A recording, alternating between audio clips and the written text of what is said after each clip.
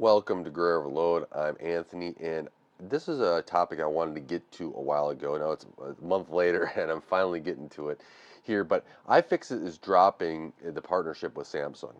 The you know products are not repairable, and the prices of those repairable items are just too expensive. It makes more sense to go buy a used product on like eBay or refurbished than it does to actually go buy the product for the parts from iFixit and fix the product. And that's not the way it should be when you're going through these. It's kind of like Samsung is trying to forcing you down, hey, just buy the new product instead of actually doing the right thing and making the products repairable, right? It just for for me it just leaves me a bad taste in your mouth. Like, why should I be buying a Samsung product? No, I have a Samsung TV, and hence now I got a bad taste in my mouth. So these are things that I hope that will change in the future. We see a lot more items being repairable. I mean, Louis Rossmann was on this for a while talking about, or for a while back, talking about how the prices of items on the secondhand market, where fixed, refurbished, whatever, are cheaper than you going buying the parts and repairing your own phone. So why are you, unless you have like crucial data that you need the data off of there that wasn't backed up, why are we going through and it doesn't make sense for you to go and buy the parts and repair it yourself, which I do agree with, and that is a shame because it's just causing more e-waste because maybe somebody else will repair these and create them there. But iFixit has worked a hard time to make sure things are repairable and to show people, through guides or whatever else, how things are repairable, how to replace things, how repairable something is. And here there was a partnership that, with Samsung, that Samsung was going to show that, hey, we are repairable, and look at what happened. Over time, the repair parts just got more and more expensive, and the designs just got more and more unable to be repaired without a lot of stuff there. Now, while you could argue that some of this is for maybe better manufacturing or better products in the end, I don't think that making a product repairable is that much of a detriment to the product itself, whether that be manufacturing side of things or whether that be um, y- the whole device itself, how waterproof it is, or whatever else, right? We've had repairable phones in the past, and we've had some that have been waterproof. We've had, you know, products that have been easy to repair and people enjoy it. Now we see, in the computer space, a lot more products seem to be more repairable. I know somebody was even impressed with the new Surface laptop that you were able to take the back off without, peeling the feet and everything else. I was watching a video of the new ARM one, and the feet came off, and they were kind of like the ones that held everything and put in. So that was kind of interesting.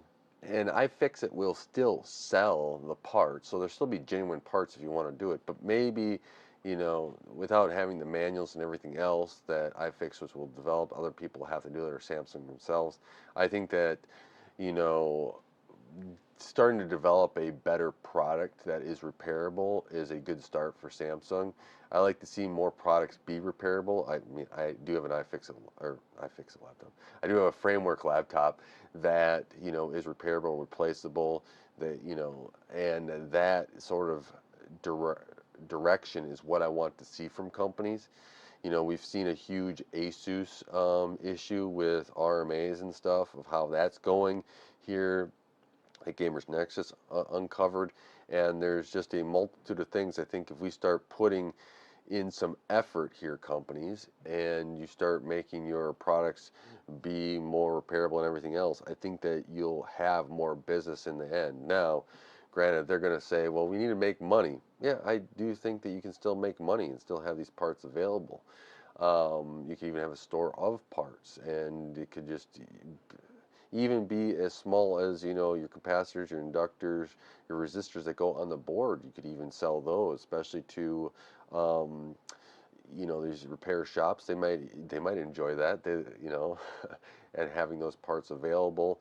I think that there is a multitude of options that you have to be able to go through to be able to support your consumer and have repairability and also grow your business.